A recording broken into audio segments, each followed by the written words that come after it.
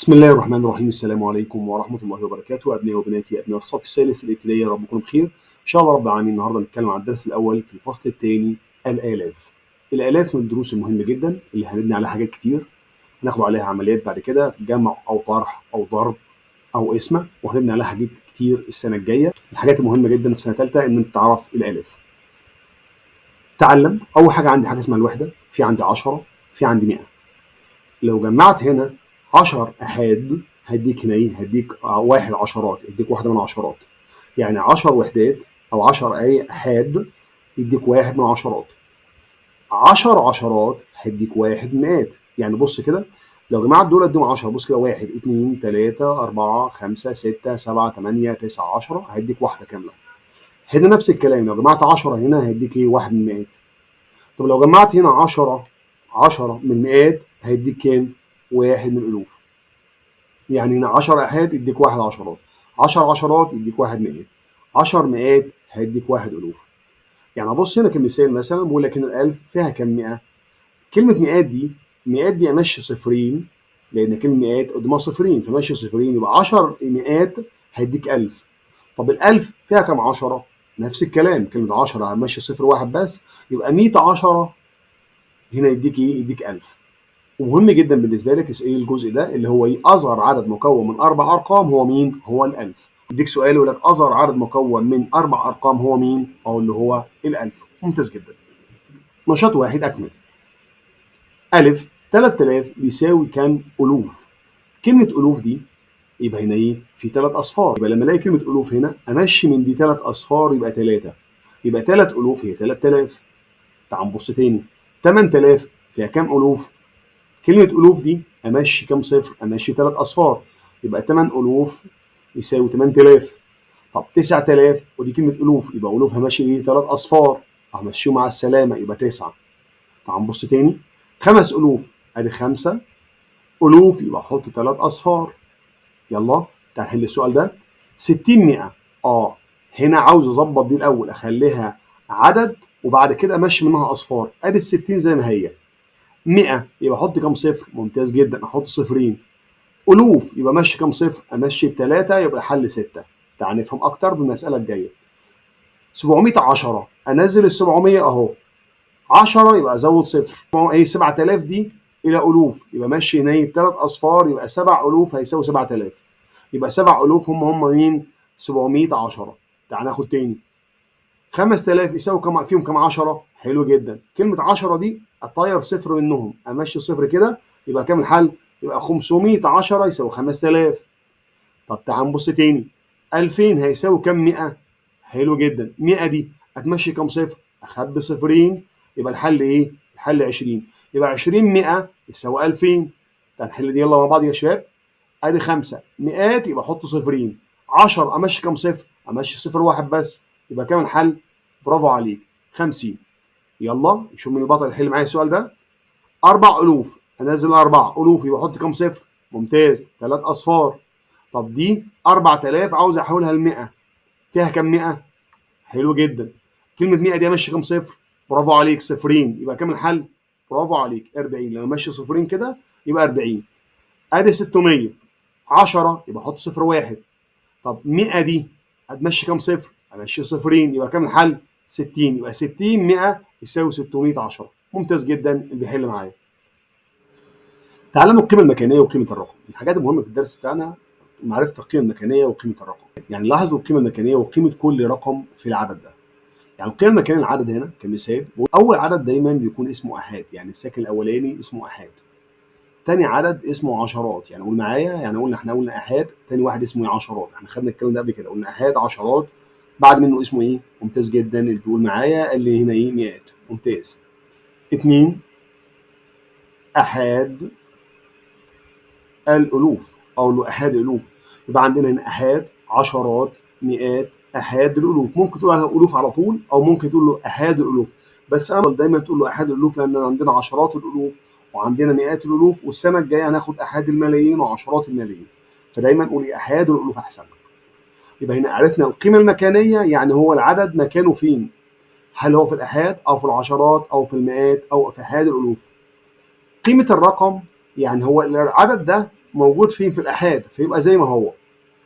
طب 3 في العشرات، 3 أنزلها عشرات يبقى أحط لها صفر يبقى 30.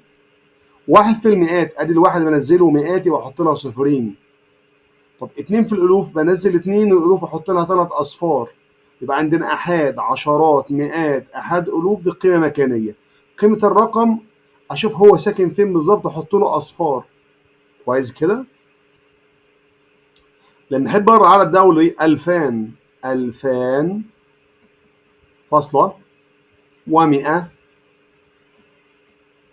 وستة وثلاثون.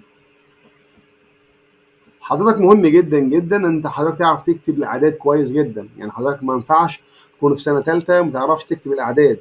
لاحظ لقراءة أي عدد نقوم بتقسيم العدد من اليمين إلى اليسار بحيث يكون ثلاثة مع بعض. الآحاد والعشرات والمئات دايما بقولهم مع بعض، هقوله 2136، فنقسم كل ثلاثة مع بعض، آحاد، عشرات، مئات مع بعض، والألوف أقولهم مع بعض.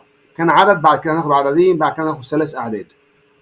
كمثال، تتغير قيمة الرقم بتغير القيمة المكانية له. يعني إيه؟ الثلاثة هنا ساكنة فين؟ القيمة المكانية بتاعته أقول له ساكن فين؟ أقول له ممتاز جدا، أقول له عشرات. قيمته انزل الثلاثه زي ما هي، عشرات يبقى احط لها صفر واحد، او بص هنا موجوده في العشرات قدامها عدد واحد بس فاحط صفر. طب هنا موجوده فين؟ اقول له احاد، عشرات، مئات، دي موجوده فين؟ في احاد الالوف، وممكن تقول له الوف على طول. قيمته بنزل الثلاثه قدامها كام عدد؟ ثلاثه، بحط 3 اصفار يبقى 3000. ممتاز جدا اللي بيحل معايا. نشاط 2، اكمل بكتابه قيمه الرقم الملون في كل عدد مما يلي كما بالمثال. عاوز قيمه الرقم، فبص هنا عندي الالف عاوز 5 فبنزل 5 هنا، فهنا بقول له 5608. قيمه الرقم هنا بحط 3 اصفار. تعال نبص تاني، نقرا العدد ده، اول 3 مع بعض وده مع نفسيه، فبقول له 7198. هو عاوز التسعه بنزلها، التسعه موجوده فين؟ في العشرات، فبحط لها صفر واحد بس. ممتاز. يعني اقرا العدد ده مع بعض، هقول له ايه؟ دول مع بعض ده يبقى 4310. هو عاوز الاربعه، بنزل الاربعه، احط لها كام صفر؟ ممتاز جدا، 3 اصفار لانها في الالوف. برافو عليك. يعني اقرا العدد ده 9134. انزل التسعه، التسعه في الالوف، احط كام صفر؟ ممتاز جدا، 3 اصفار. بعدها 3726. هو عاوز ايه؟ الثلاثه موجوده فين؟ في الالوف، احط لها كام صفر؟ 3 اصفار. ممتاز. هنا اول 3 مع بعض ده مع نفسيه، بقول له 1108. هو عاوز صفر، قيمه الصفر في اي مكان هي الصفر مش هتغير. اللي بعدها ده مع نفسيه، بقول له 8365 وعاوز الثلاثه موجوده فين؟ في المئات، احط لها كام صفر؟ ممتاز، صفرين قدامها عدد رقمين اهو او عددين. قلنا قيمه الصفر زي ما هي صفر. طب تعالى نقرا العدد كده، اقول له ايه؟ 6840. ممتاز جدا. يلا تعالى نقرا العدد ده التاني، يلا. 6157. هو عاوز الواحد، الواحد موجود فين؟ برافو عليك، المئات، احط كام صفر؟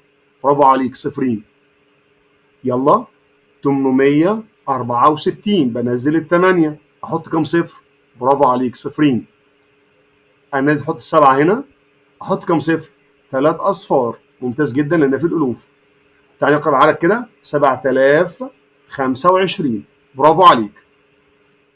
نشاط 3، حوط الرقم حسب المطلوب كما بالمثال. اداك اول مثال حله، قال لي ايه؟ الرقم الموجود في خانه الالوف، فحط ايه؟ على الدايره حوالين الاثنين. الف في خانه الاحاد، مين في خانه الاحاد هنا؟ برافو عليك، صفر. مين في خانه المئات؟ اقول له احاد، عشرات، مئات، يبقى مين في المئات؟ برافو عليك، 8. في خانه الالوف، مين في الالوف هنا؟ اقول له احاد، عشرات، مئات، الوف. ممتاز. في خانة العشرات أقول له أحاد، عشرات، يبقى مين في العشرات؟ التلاتة. يلا تاني، في خانة العشرات أقول له أحاد، عشرات، يبقى مين في العشرات؟ برافو عليك، 9. في خانة الألوف أقول له أحاد، عشرات، مئات، ألوف. يلا يا بطل، في خانة الألوف مين في الألوف هنا؟ 7. ممتاز جدا. في خانة الألوف هنا تاني مين؟ 9. أي 9 فيهم؟ الأخيرة، برافو عليك، لأن ده أحاد، عشرات، مئات. ممتاز جدا. نشاط 4 أكمل بكتابة القيمة المكانية وقيمة الرقم الملون في كل مما يلي. القيمة المكانية هنا تعال نبص مع بعض، أقول له أحاد، عشرات، مئات، هنا أحاد الألوف، أقول له أحاد الألوف. سيبك من الكتاب تقول لي مستر الكتاب بيكتب الألوف على طول، أقول لك لا، يفضل أحسن لك اكتب أحاد الألوف أحسن لك. عاوز تكتب ألوف مش مشكلة، صح برضه. قيمة الرقم أنزل الأربعة، ألوف يبقى أحط لها كام صفر، ممتاز جدا، 3 أصفار. اللي بعد منه 6784. قيمة الرقم الملون ده اللي 4 موجودة فين؟ ممتاز جدا، أحاد، عاشي بطل. 4 في الأحاد يبقى زي ما هي 4. ج 2956. القيمة المكانية للتسعة هقول له أحاد، عشرات، برافو عليك، بيقول لي مئات، هقول له مئات. 9 في المئات أحط لها كام صفر؟ ممتاز جدا، صفرين. القيمة المكانية للرقم ده اللي هو 5، يعني 5129، أقول له أحاد، عشرات، مئات، برافو عليك، أقول له أحاد الألوف، ممتاز. قيمة الرقم أنزل 5 وأحط كام صفر؟ ممتاز، 3 أصفار. يلا بعد منه 7013. القيمة المكانية لرقم ملون هو 1 موجود فين؟ أقول له أحاد، ممتاز جدا، عشرات، برافو، عشرات. قيمة الرقم 1 يبقى 1 أحط له كام صفر؟ عشرات، يبقى صفر واحد بس. اللي بعد منه 6304. القيمة المكانية هنا أقول له أحاد، عشرات، مئات، برافو عليك، أحاد الألوف، ممتاز. قيمة الرقم هنزل الستة وأحط كام صفر؟ ممتاز جدا، 3 أصفار. اللي بعد منه 3108، عاوز صفر. القيمة المكانية للصفر، الصفر موجود فين؟ برافو عليك، عشرات. قيمة الرقم الصفر في أي مكان برضه يبقى هو صفر، ما بيتغيرش. اللي بعد منه 8007. القيمة المكانية التمانية موجودة فين؟ في أحاد الألوف، ممتاز، في أحاد الألوف. التمانية أحاد الألوف يبقى كام صفر؟ 3 أصفار. أو أعد 1 2 3 بحط 3 أصفار. القيمة المكانية للصفر أقول له أحاد، عشرات، ممتاز جدا، أقول له مئات، برافو يا بطل مركز معايا. القيمة المكانية للصفر هي الصفر، ما تتغيرش، ممتاز، برافو عليك. نشاط 5 أكمل. إذا كانت القيمة المكانية للرقم 7 هي الألوف، فإن قيمته الألوف يبقى نزل السبعة الأول، قيمته يبقى حط أصفار. طب هو في الألوف يبقى كام صفر؟ ممتاز جدا، 3 أصفار. إذا كانت القيمة المكانية للرقم 3 هي العشرات، أنزل التلاتة، العشرات يبقى كام صفر؟ برافو عليك، قيمته يبقى 30. اللي بعد منه إذا كانت قيمة الرقم 4 هي 4000، فإن القيمة المكانية له قدامه 3 أصفار، يبقى ساكن فين؟ ممتاز جدا، أقول له أحاد الألوف، ساكن في أحد الألوف، ممتاز. إذا كانت قيمة الرقم 1 هي 100، فإن القيمة المكانية له قدامه صفرين، يبقى ساكن فين؟ برافو عليك، ساكن في المئات، برافو.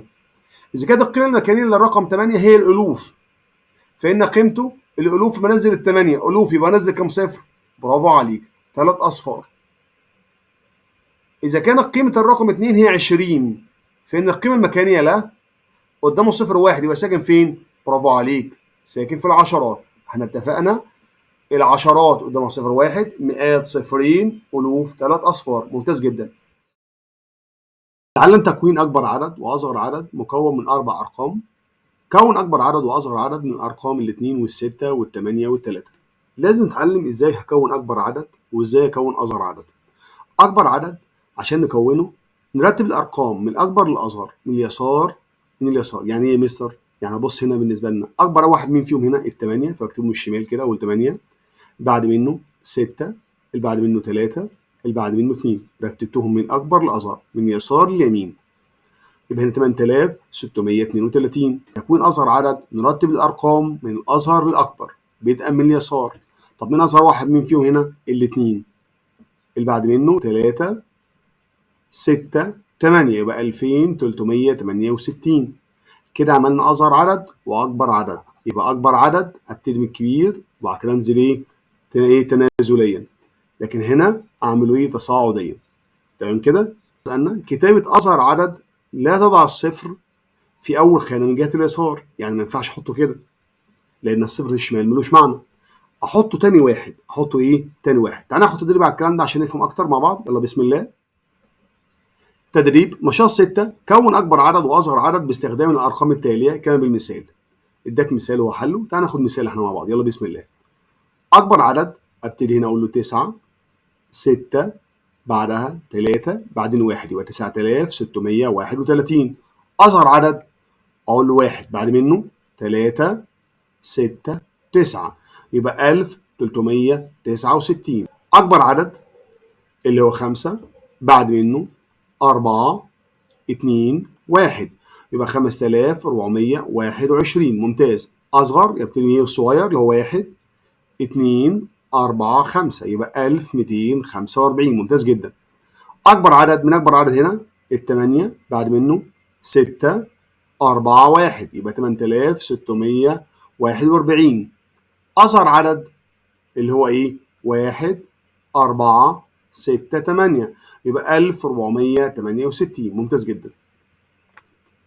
عاوز اكون اكبر عدد من دول اقول له ان السبعة بعد منه 3 اللي بعد منه 2 بعد كده 0 يبقى ايه العدد ده؟ قول معايا 7320. ممتاز. اصغر عدد ابتدي بالصفر؟ لا، امال ابتدي بمين؟ الاثنين بعد كده 0 3 برافو عليك 7. ممتاز. يبقى ايه؟ 2037. يبقى اصغر عدد هنا الصفر ما ينفعش احطه في الشمال، احطه تاني واحد. تعال نبص مع بعض. يلا. اكبر عدد هنا التسعة بعد منه 5 3 1 يبقى اقرا كده الرقم كده يبقى 9531. ممتاز. اصغر عدد 1 3 5 9 اقرا كده الرقم.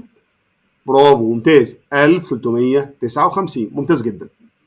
قيم نفسك. حدد الدرس الاول الفصل الثاني اكمل ما يلي. 9 متر فيهم كام سنتي؟ احنا قلنا المتر فيه كام سنتي؟ قلنا فيه 100. يبقى هنا ايه؟ ازود اصفار يبقى انا اقول له ايه؟ 9 احط لها صفرين يبقى 900. ممتاز جدا. 2000 فيهم كام 100؟ ال 100 دي هتمشي كام صفر هنا؟ برافو عليك هتمشي صفرين يبقى كام الحل؟ 20 يبقى 20 100 هيساوي 2000. ممتاز. القيمة المكانية للرقم 6. الستة دي موجودة فين؟ ساكنة فين؟ قلنا أحاد. ممتاز جدا. عشرات. برافو عليك. اللي بعد منها أكبر عدد يمكن تكوينه من الأرقام دي. أكبر عدد أبتدي بالواحد ولا أبتدي بالخمسة؟ ممتاز. أبدأ بالخمسة. بعد منها 4 3 1 اقرا كده 5431. قيمة الرقم 5 أدي 5 قيمته يبقى حط كام صفر؟ برافو عليك. أنا عندي هنا 3 هو ساكن في الألوف يبقى قدامه 3 أصفار. طول القلم المقابل عاوز أقيسه إيه؟ بالمليمتر. تعال نستعمل المسطرة الجميلة بتاعتنا. قيس كده معايا. أقول له هنا إيه؟ 10 20 30 أدي هنا إيه؟ 34. ممتاز جدا. يعني هقول له هنا إيه؟ هقول له 34. برافو عليك. الرقم الذي يقع في خانة العشرات. مين في العشرات هنا؟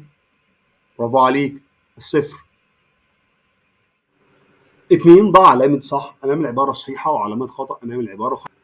عد علامات التكرارية هنا. أدي عندي 5 6 7 تمثل عدد 6.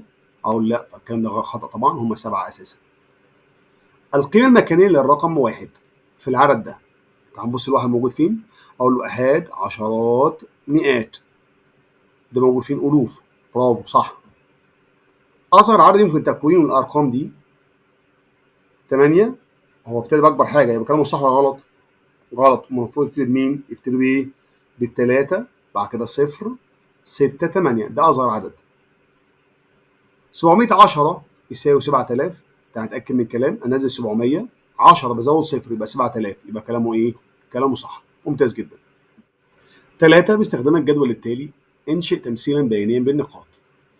اداني هنا درجات الاختبار 46 47 49 و50 وعدد التلاميذ اللي جابوا 46 6 عدد التلاميذ اللي جابوا 47 8 عدد التلاميذ اللي جابوا 49 3 عدد التلاميذ اللي جابوا 50 4. عاوز امثل الكلام ده تمثيل بالنقاط. هنا بالنسبه لنا ده خط الاعداد. هو كان العنوان درجات اختبار الرياضيات كل اكس بتساوي ايه؟ 1. هنكتب ايه؟ الدرجات بتاعت الاختبار اللي هم كام؟ 46 47 برافو عليك 48 49 50. ممتاز جدا. ال 46 كام؟ ادي 6، فهبعمل ايه؟ 6 اكسات، ادي 1 2 3 4 5 6. 47 كام؟ 8. فاقول له 1 2 3 4 5 6 7 8. ال 48 مفيش اساسا. ال 49 3، فبقول له ايه؟ 1 2 3. ال 50 كام؟ 4، فبقول له 1 2 3 4. احنا كده خلصنا الدرس بتاعنا. لا تنسوا الاشتراك في القناه وتفعيل زر الجرس. ربنا يفرحكم باولادكم دايما، والسلام عليكم ورحمه الله وبركاته.